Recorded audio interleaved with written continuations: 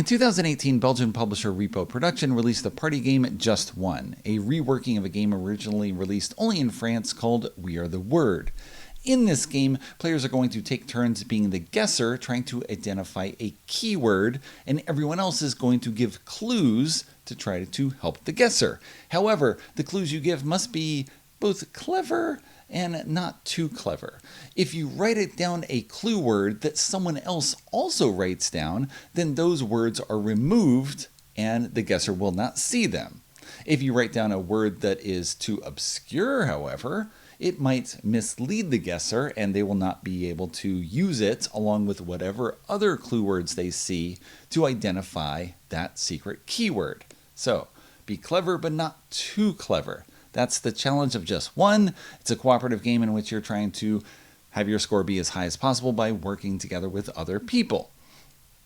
This game went on to huge success, winning the 2019 Spiel des Jahres Award. It's been released in more than 24 different languages.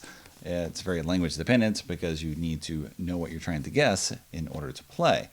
It's had huge success, and if you are familiar with Repo Production only from the publication of Seven Wonders or Ghost Stories, you might be surprised to identify Repo with a party game. It might have seemed unusual for them, but Repo has a long history of party games, with one of their original releases being Santo Annie. They also had Cash and Guns, and they are the French publisher of the Time's Up party game series. So they have a long history with party games, and in 2021, they have a new one on the market called So Clover, a party game for 3 to 6 players by first-time designer Francois Romain.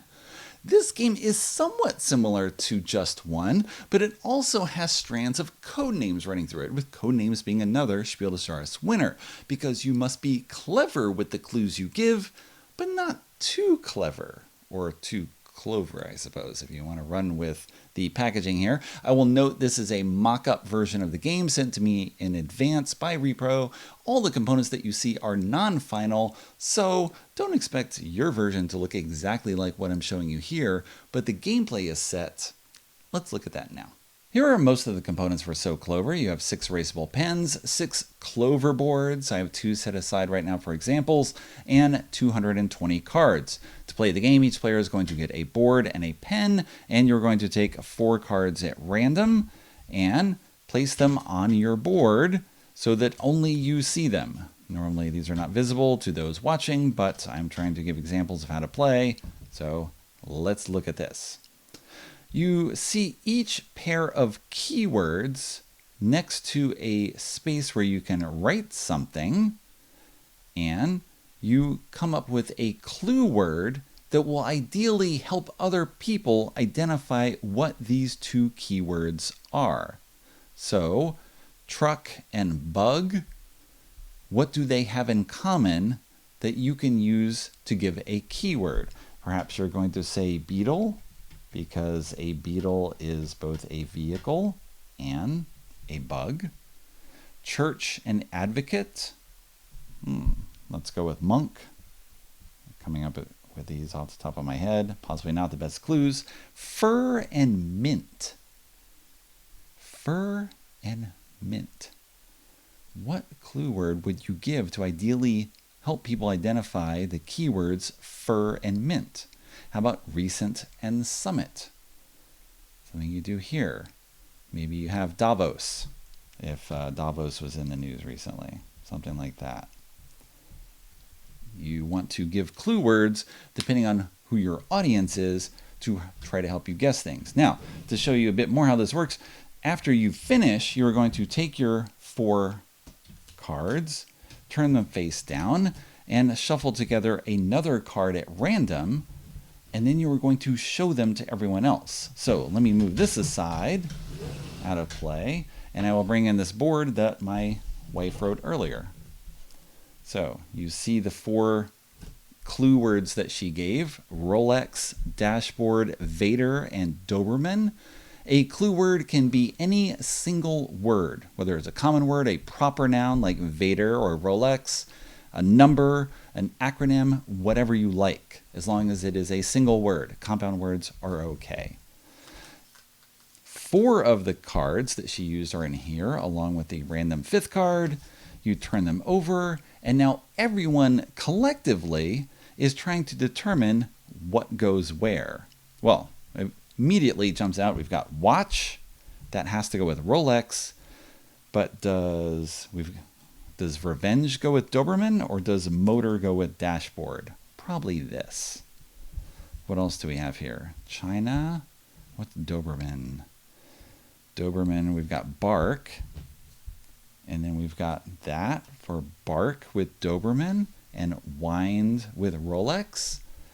And if you were given these two cards, wind and watch together, would you write Rolex? That's a way to sort of reverse engineer whether you think you're on the right path for where the card should go. We have these other ones here, dashboard, we got console, there we go, console and voice. That has to go with Vader, right? And helmet, there we go, helmet and strength. I think this is what the cards look like on my wife's board. I think this was the extra one. Now, she would tell us whether everything is correct. And if it is, on the first try, you get 6 points, 1 for each card and 2 points for getting it on the first try. If something is wrong, the person would remove the incorrect cards, whether they're in the wrong space or whether they're rotated incorrectly, I don't know. They don't tell you. They just take the cards and put them aside. So they're telling you these two are correct, but these two were wrong in some manner. Now you have to find the correct answers. I don't think I'm wrong. I think there's definitely this.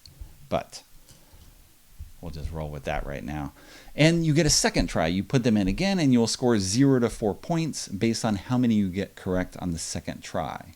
So here's a board that I just did before I started rolling. Pie, crane, infrastructure, and copper. With those 4 cards being mixed with this one. Mixed with a random one. And now you would have to figure out what goes where.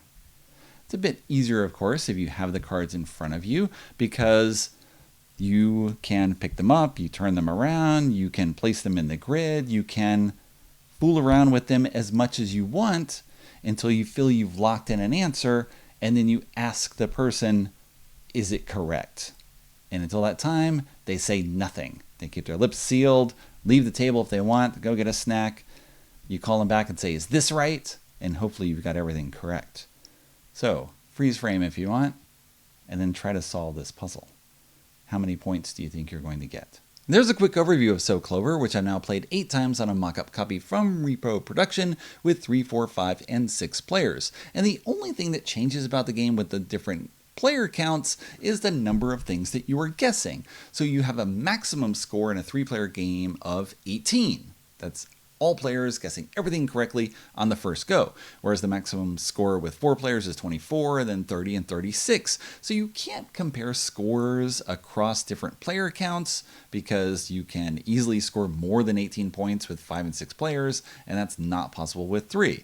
But score is also pretty much irrelevant to the game because, like another Repo party game concept, you generally don't care.